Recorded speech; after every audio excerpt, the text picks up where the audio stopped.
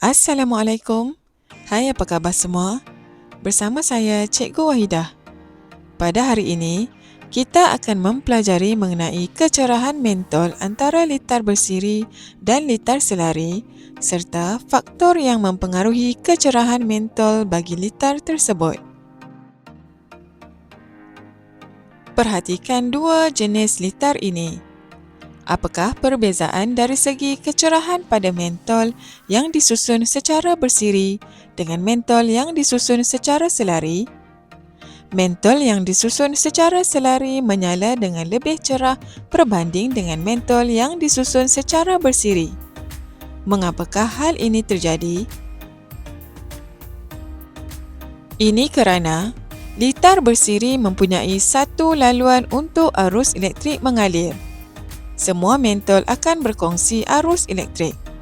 Keadaan ini akan menyebabkan nyalaan mentol A dan mentol B kurang cerah berbanding dengan mentol yang disusun secara selari. Manakala, litar selari pula mempunyai lebih dari satu laluan untuk arus elektrik mengalir. Jumlah tenaga elektrik yang mengalir melalui setiap laluan adalah sama. Keadaan ini menyebabkan nyalaan mentol C dan mentol D lebih cerah berbanding dengan mentol yang disusun secara bersiri.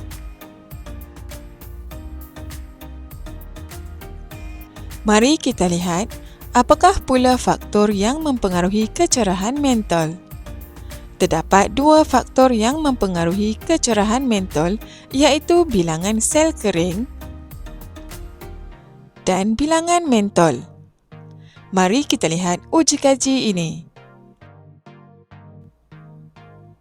Dalam litar bersiri ini dibekalkan dengan bilangan sel kering yang berbeza.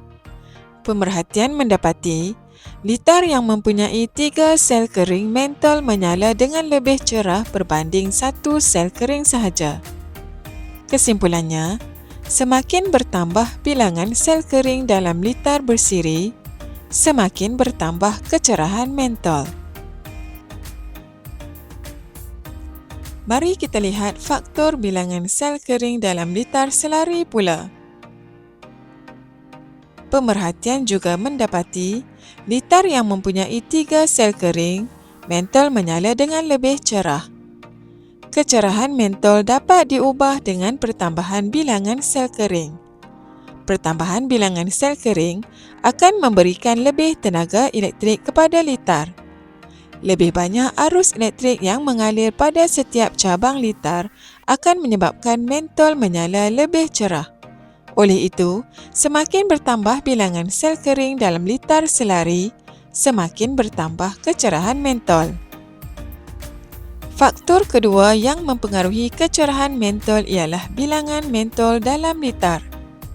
Mari kita lihat uji kaji bagi litar bersiri dahulu. Semakin bertambah bilangan mentol pada litar bersiri, semakin berkurang kecerahan mentol. Hal ini kerana tenaga elektrik itu perlu dikongsi antara semua mentol. Jadi, setiap mentol menerima tenaga yang lebih sedikit. Bagaimana pula dengan kecerahan mentol dalam litar selari apabila mentol bertambah? Lihat uji kaji ini. Bagi litar selari, pertambahan bilangan mentol dalam litar selari tidak mempengaruhi kecerahan mentol. Ini kerana litar selari mempunyai lebih daripada satu laluan untuk arus elektrik mengalir. Oleh itu, jumlah tenaga elektrik yang mengalir pada setiap cabang juga adalah sama. Baiklah murid-murid, sekarang mari kita lihat pula kesan suis dibuka dan suis ditutup dalam litar bersiri. Gambar ini menunjukkan suis dibuka dan ini pula ialah suis ditutup. Mengapakah kedua-dua mentol dalam litar bersiri ini tidak menyala jika satu daripada suisnya dibuka? Apabila satu daripada suis X atau suis Y pada litar bersiri dibuka, kedua-dua mentol tidak akan menyala kerana litar tersebut telah menjadi litar tidak lengkap dan arus elektrik tidak dapat mengalir melaluinya.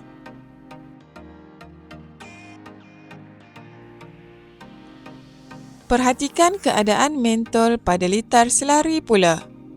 Mengapakah satu daripada mentol ini masih menyala walaupun satu daripada suis dalam litar selari telah dibuka?